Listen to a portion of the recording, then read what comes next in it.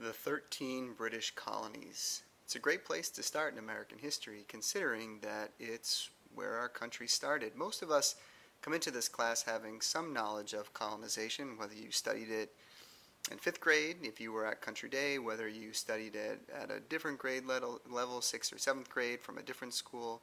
The bottom line is that most of us feel fairly confident, or at least we think that we're fairly confident when it comes to understanding the 13 British colonies. So today, actually tonight, what I'm going to be doing is going over with you a couple of what I consider the most significant reasons why colonization happened, some of the outcomes, and really a couple of specific colonies that started it all or where the rest of the colonies stem from.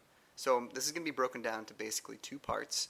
I'm going to start the first discussion really with Jamestown in 1607, the first successful British colony in North America, and then the second part, part two, is really going to focus on the religious expeditions of the Pilgrims and essentially the Puritans as they made their way over here. So in order to really start talking about the colonies, I'm going to give you this map here, and you can see this from National Geographic. It's the 13 colonies from the year 1750. As I just mentioned, Jamestown was established in 1607, but really by 1750 all 13 had been established for a variety of reasons. And what I like about this map is that it breaks the 13 colonies down into their, not just their colonies, but also their regions. You can see some of the colonies look like their present day states and some don't. You look at New York, obviously New York is sort of a small portion of what it is today. Same thing is going to be true of states like Pennsylvania or Virginia or Georgia. Those had been are shrunk up during the colonization process and eventually will expand to what we now consider the present day states of those particular states. The colonies here are broken down, like I said before, though, into three specific regions. You have at the very top there in the northeastern part, we call those the New England colonies. A little bit further south of that, we refer to those as the middle colonies. You got New York, Pennsylvania, New Jersey, and Delaware, and then eventually down to the southern colonies with Maryland, Virginia, North, South Carolina, and eventually Georgia. So when we look at these three regions, there's a couple of things I want you to think about. First of all, their borders. The Atlantic Ocean borders all of these colonies to the east. But to the west, what a lot of us forget about is that mountain range. You can kind of see the break up here, or the establishment of the roughage here on this map. Those are the Appalachian Mountains, and they become the western backbone of the 13 colonies. Now, had the Appalachian Mountains not existed, I think we probably would have seen many of these colonies expand further and further west until they did come up against a natural border, whether it was a river or a lake or another ocean, or in this case, mountains.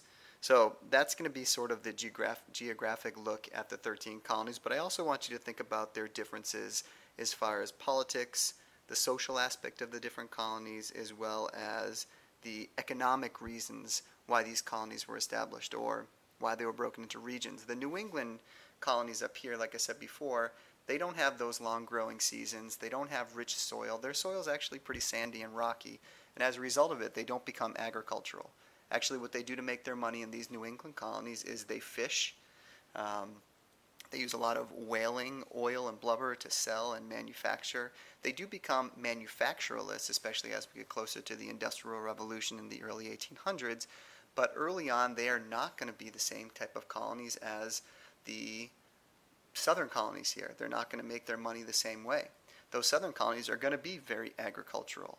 When Jamestown is established, and you kind of see it right up here along the James River, when Jamestown's established, it becomes a agricultural colony right off the bat, and they make tons and tons of money growing stuff. They have large plots of land, they have really rich soil, and they have a long growing season. So it's sort of ripe for growing crops and being very agricultural. The New Englanders didn't have that aspect. They didn't have that benefit of being able to grow their crops, so they struggled with that. But eventually they sort of made lemonade out of the lemons that they were given, and they were very successful economically as well. That leaves us with these middle colonies here. The middle colonies were known as the breadbasket colonies, and that was because they manufactured and produced lots of bread, from the yeast to the wheat, the rye, all of the types of breads that we would consider that we might think of as types of breads today were being grown in those middle colonies for the same reason that the tobacco and the indigo and other crops were being grown in the south, and the ones that weren't being grown in the north or the New England colonies, it was because of the ideal location. So that's kind of the economic breakdown there. Socially, we're going to see in these southern colonies, there are going to be privatized schools. There's going to be tutoring that's going to take place here because of the large space between houses. I mean, you can't set up a school of 100 kids if there are only 5 families in like a 20-mile radius. I mean, that was the reality of it. These large plantations dictated that. Whereas in these New England cities up here, they had these public schools. They had private schools as well, and they had the same kind of offerings as far as tutoring might take place. But that's really where we see the first public schools take place, because cities were forming and lots of people were moving into those cities. And they were clustered, and not necessarily on top of each other, but certainly closer to one another, where you could actually establish schools. So we're going to see differences between not just the way in which they make money, but the way in which they live in the New England colonies, the middle, and the southern colonies. Those are things that we will talk about as the weeks progress here with this idea of colonization and the eventual lead to the American Revolution. So let's talk about reasons why people came. I just talked about the differences as to why you might want to move to the New England colonies as opposed to the southern colonies, but why people actually came. The first reason why people came was financial. I mean, this is going to be the thing that drives us, throughout history to move or pick up or change. It's to make money. And the American dream, what we think of as the American dream today, getting rich quick, started back here during the colonization process. Now, the people of Jamestown, again, the first successful British colony here in North America, they came for that financial reason. There were rumors of gold and silver, unlimited amounts. Land certainly was going to be a big aspect of that. Think about England today. It's the same as it was back then. It was an island. And as an island, you run out of space really quickly. You run out of space on an island. You can't buy up land. You can't throw dirt into the water and make more land. So by the early 1600s, actually by the late 1500s, all of the British land on the island over in Europe was taken. It was spoken for. It was owned by someone. And so if you were being born into that late 15, early 1600 time period, you were living on your parents' land, or you were hopefully going to inherit your parents' land someday, but there was no more land available to you, and that put people in a real difficult situation. So land was a big one here. We talk about over in North America during this time period, there are close to 50 billion trees. I mean, that's kind of an estimate here, but the lumber industry was huge in England, and again, they wanted to tap into this untapped resource over in North America where there were 50 billion with a B trees. That was going to be a huge benefit to the lumber industry, which was already really big in England during this time period. There's also 9 million square miles of vast wilderness that the British, or the Europeans, I guess as a whole, are going to encounter when they get to North America. And for the most part, it's untouched. Now, again, of course, there are going to be Native Americans here, but as far as Europeans were concerned, this was untouched land that they had access to. Getting down to those resources there, like I said before, gold, silver, lumber, all of those resources are going to be a reason why people might come.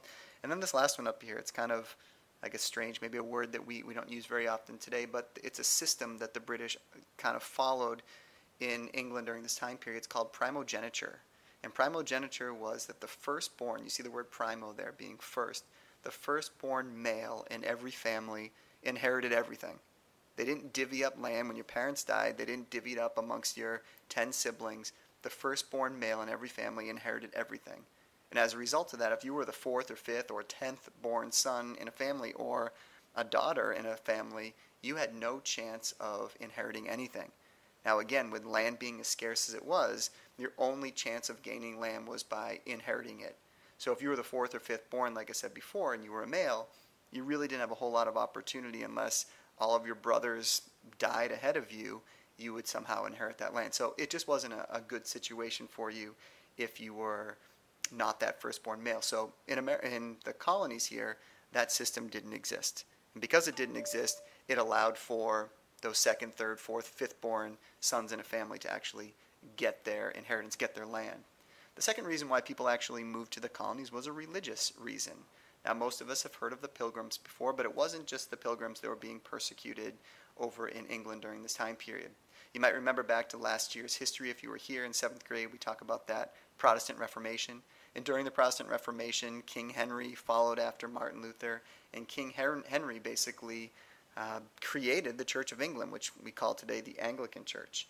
And what he does by creating that Anglican Church, or the Church of England, is as their political leader, he can force people to follow his religion as well. Remember, King Henry was a good old Catholic who wanted to get divorced and remarried, and because the Catholic Church didn't allow that, he created his own religion that did allow that. Again, the Church of England was very similar to the Catholic Church, with that one big glaring difference that you could get divorced and remarried. So what was happening was there were a lot of people in England during this time period, especially by the early to mid 1600s, that didn't want to be members of the Anglican Church. And so they privately were practicing their own religions.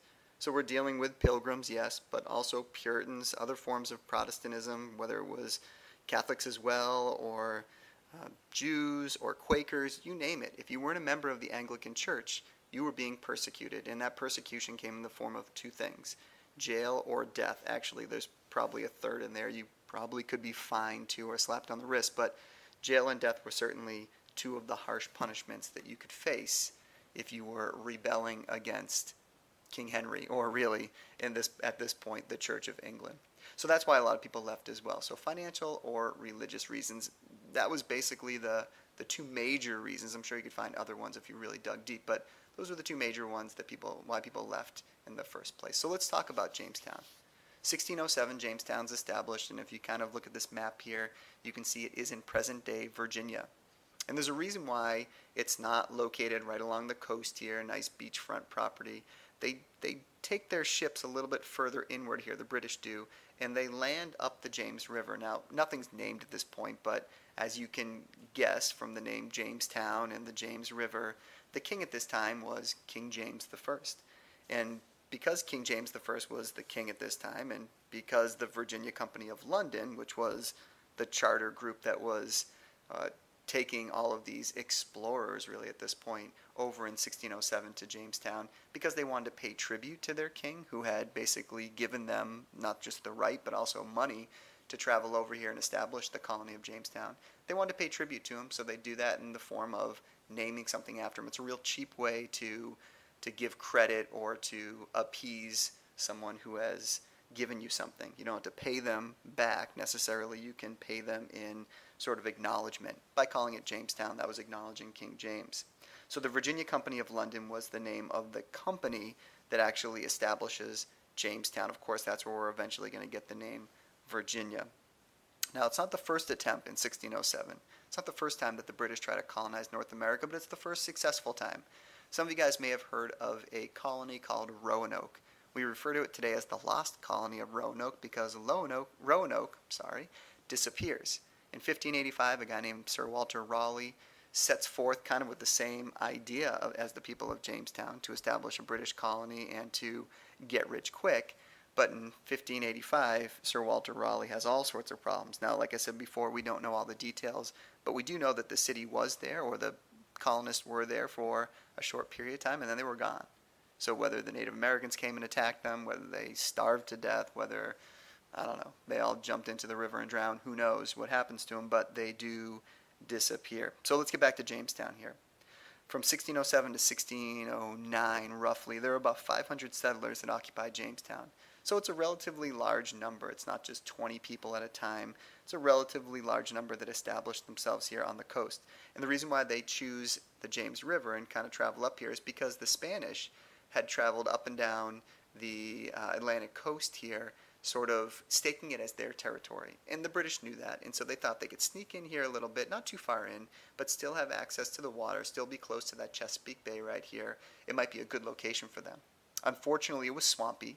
It wasn't the best area of land. There were little mosquitoes everywhere. They had to deal with these tsetse flies, is what we call them today. But again, the mosquitoes were horrible. They were a horrible issue that the people of Jamestown had to sort of fight off.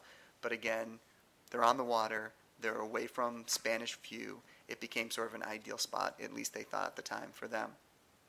Now, the first establishment of Jamestown looks something like this. Now, this is obviously a pictorial rendition of it, but this is really what we're looking at when we talk about Jamestown. It was a fort.